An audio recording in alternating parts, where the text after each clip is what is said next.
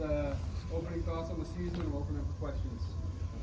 Well, it's officially wrestling season if you came from outside. It's freezing out there today, so it's definitely wrestling season. But, an exciting group, an exciting home schedule, lots of challenges, lots in front of us.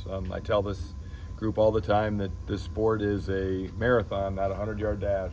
So we get to run the first mile this weekend, and we're going to run a mile every weekend. And, at the end of the year, I think this group's got a chance to be really good. Coach, what were some of the biggest takeaways from Thursday night wrestle-offs? Depth. I think we have really good depth this year. I think our 1s and 2 guys at a lot of weight classes really could represent us well. And it was a first step. We're going to use the wrestle-offs as a gauge, obviously. We're going to give guys that, those matches that were close matches. I think there was 5 matches that were a couple points. Those guys are going to get a chance to challenge. I think on November 9th, we're going to do some second and third matches possibly. And then we're going to look at some open tournaments that we've got in November to gauge just, how we get to the number 1 guy. So, I told them don't get too high if things went your way, and don't get too low if things didn't go your way, because we're going to get a chance to, you're going to get a chance to stay in there and see what happens. But, we don't know when we'll figure out who the number 1 guy is exactly, but, it's always going to be open, and it's always going to be up for grabs. What'd you see from the Frost twins over their off season? And obviously, they both won the wrestle-off this on Thursday. So what'd you see from them? They had big nights last Thursday night, and I think it's a testament to them. I'm sure a lot of people on the outside probably were surprised by, kind of how those 2 wrestle-offs went, but I don't think anybody on the inside that's in this room every day were surprised about that. When you show up every day and you're ready to go and you put your nose to the grindstone, as they say, you're going to have good results. And those 2 guys are workers. I'm just telling you, they're workers. Given all that David's accomplished already, what does an extra season mean in terms of, he's hearing me ask this question, maximizing his potential even more fully than he already has? Well, it's funny, we had a conversation this morning, him and I did. We had individuals this morning, and so he was getting ready to come up and do an individual with Coach Metcalf and a partner this morning. And I said, you're a guy that really focuses and concentrates on goals, and that's part of the reason you're good. But you got to have really, really high goals this year. You're a guy that's capable of, you're at a tough weight class. And, the benefit of being at a tough weight class is if you're greedy and you want to win the Hodge and some of those big awards, that's the best place to be. So I challenged him in that respect. And so, I know he's got new goals, and that's the great thing about a new season. You start all over. You got to get in shape. You got to prove your ranking, and you get a chance to go for the gusto, and he's going to get a chance to do that. So, Coach, what's one of your favorite things about David Carr? He's one of the leaders on the team. His cell phone's always on. Never, ever. His cell phone is always on, and it's on right now. I know, Tom Brands last week had some things to say. Oh. Had some things to say about kind of where all the gambling stuff kind of stands. Where are you kind of at with your program in that realm? Next Wednesday, we'll kind of figure out where that all shakes out at. That's the NCAA's got to sort all that out, and and I don't usually feel bad for the NCAA many times, but in this particular situation, I do. The last thing they wanted to do was get a bunch of stuff thrown on their desk, and deem guys ineligible and to what level of being ineligible. So they got to figure all that out, and I'm glad they went from, I think when they originally came out, I think those rules were pretty antiquated and needed to be looked at again, and I think they did the right thing there. Now that I think they're just trying to figure out where to land in that space.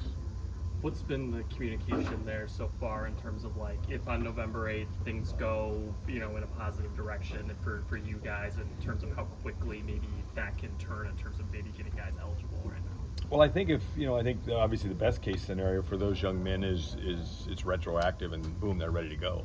And then obviously if not, then what does those penalties look like? Is it, how many dates is it? Is it a season? Is it, your career? Obviously I think they went away from the whole career thing because that's what the whole reason they came in and said, hey, we're going to make some new rules and put some different penalty levels in here. So again, it's just a wait and see situation. We've obviously got a few guys in that space, and we just tell them to put their head down and come to work every day, and we got to control what we can control. And but I'm glad the NCAA's thinking hard about it, and we'll see what next Wednesday looks like. What's Cody been like since he got here, and what was the process like in getting him here? Well, the process of getting here was really weird because he started out somewhere else down the road, but he's been a joy. Wrestling's really important to him. He's high energy. He's a little bit banged up. He's probably about maybe a week away from getting on the mat. Maybe worst case 2 weeks. So we got a couple of guys. We got him and Will at 184, and Panero. All three of them are a little bit dinged up right now, but they can get back in there in the next week or two. We just got to be smart about it since it's so early. But he's a talented dude, Cody Chit. I mean, wrestling's important to him. What have you seen from younger Bastida at heavyweight? A big guy. He likes to eat. He likes to lift weights. He's training really hard. He's got a lot of energy. He told me that you're going to see a huge gas tank, and so I'm holding him to that. And if you don't know what a gas tank means, that means for 7 minutes he's going to go out there and try to tear it up. And so that's what I'm excited to see, because we all know he's athletic and we all know that he can really throw it out there. What do you think his biggest adjustment is going to be? I think he's going to fit in well there. Obviously coming with his background, the bottom's always a challenge, and so he's going to get, guys that are a little bit bigger, and he weighs about 238, so the weight class limit's 285, so he's going to get some big dudes that are going to get on top of him, and we're going to have to use our athleticism and our technique to get out of those situations. Having gotten a chance to do the Humboldt thing a couple times, and we saw you up there about a month ago, just what has that kind of meant to this program and that experience? Well, Humboldt's been very good to us. When I say us, our program, there's always a huge, in this day and age of college sports, there's always a huge fundraising component outside of the program that you need support from your alumni and your boosters. And Humboldt's been real good to us. They've supported our regional training center a lot. They're helping us in the collective space, I know, as well now. So they've been very, very good to us. So I just kind of felt like if I can build a really good home schedule here at Hilton, that we could sneak one over there, and it's worked really well. And in kind of a side note, with Wisconsin this year, Coach Bono, who's a former Cyclone, his wife's from Humboldt, and so it seems like we've always kind of found a theme. The goal is to go, embarrass his wife's family. That's really what we're going to try to do for 2 hours. How's Gaitan coming along? MJ Gaitan's doing a great job. Really looked good last week, and I think as a redshirt freshman, I think you're going to see a lot of things out of him this year. We're really excited. That's the funny thing is just to see all these guys. There's a lot of guys that can't wait to get going, and I think are going to surprise a lot of people in the month of November. What do you think of the team that you've put together? Obviously, you got leaders like David Carr, and then younger Bastida's an older guy now, and you got the young talent like Casey Swiderski. You get a new guy like Anthony Echemendia. You got other young guys like Chidham. What's your perspective on the team that you've built here? I think it's got a chance to be a really good team. It really does. I mean, we've got a lot of athletes right now. There needs to be a lot of focus away from the room and making sure that we understand what we got to do to train. That means sleep, nutrition, just the maturity to make sure that when we get in here and we get across the road at Hilton that we're ready to go. If you think about it, we get them on average 3 hours a day. Means there's 21 hours they got to figure out. And for young kids, that's a big step to do those 21 hours correctly. So those are the averages, those are the numbers, and you got to do a good job outside of this place. Tell you what, when you get these guys in here and you get them training, though, there's lightning and fireworks in here. But we got to make sure that we're doing the right things, especially now that we're descending in weight. And I always say, I used to, as a young coach, get excited to see them in July and August when they trained. And as I've gotten older and wiser, I've realized that what counts is when they get those 2 feet on the scale and they get those 2 feet off the scale and they got to wrestle in 2 hours. Then how good are they? That's July and August don't mean crap then. It's about we're going to get a chance to be very real here the next couple of weeks. If they do those things right, what's the ceiling for this team? Well, this team's got to, this team's capable of definitely being a top 5 team, right? Now, we said that last year and we didn't get it done, right? We came down to the very end and it was a game of inches. We were 1 match away from 7th and 2 matches away from 5th. So you lose, younger Bastida loses a real controversial overtime match, and David Carr gets beat in the finals, and we go from 11th or 5th to 11th. So you got to do a lot of things right at the very end, but this team's definitely capable of being right up in the hunt. You mentioned Younger and David again. I was starting with Younger. How quick has he been able to adjust to that heavyweight position just in a little bit of a short time here? You know, in the off season, he's always grabbed big guys and done really well. You know, in the regional training center world, we get some really high level big guys that come in, and he's always done really well with them. So we knew he had the confidence. And truth be told, he probably wanted to go heavyweight last year, but with Sam Schuyler and just the dynamics of the team fitting in really well, it just, you know, he made the sacrifice in '97, but I don't think he liked it. Cubans, they like to eat. He's, you know, it didn't take him long. I think he weighed like a week after the Nationals 225. So he's 238 now, so he's pretty solid. Where do you want him to be? Sorry. That's a good weight for him. If we can keep that hold that weight, you know, and he's athletic and quick, and you know, we got to use our athleticism to maneuver those big fellas.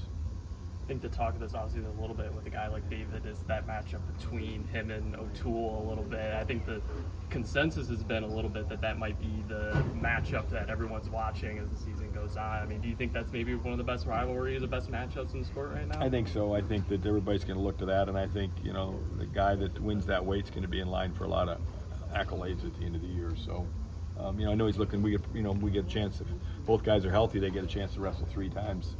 You know, last year we won 2 and lost 1. We just lost the wrong one, and we need to turn that around. But those guys are, I mean, both of them are world champs in their age groups as youngsters. So, and Keegan O'Toole just won a world championship again last week. So, you know, they don't get any bigger than that guy. You'll get a chance to go back to David's hometown. How are you feeling about that trip?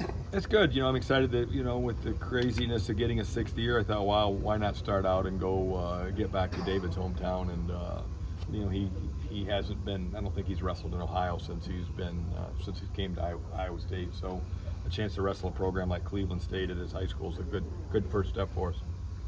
With the RTC, you talked about NIL money, what it's going to take to get some of these guys in, and also the announcement of the facility. What's been the support like when it comes to raising funds to not only get the facility, but you talk about the collective money raising? Well, you know, that's the game we're in right now, and whether you like the rules or don't like the rules, if you want to be successful at, you know, even in Division I wrestling, you got to have resources. And so the people that have got behind our collective, we got a group up north in Okoboji that started the Cardinal and Gold Collective right after the season this past year, and they've got our guys some opportunities and continue to work hard to make us competitive and help us keep competitive. And so, you know, the regional training centers have been around since day one.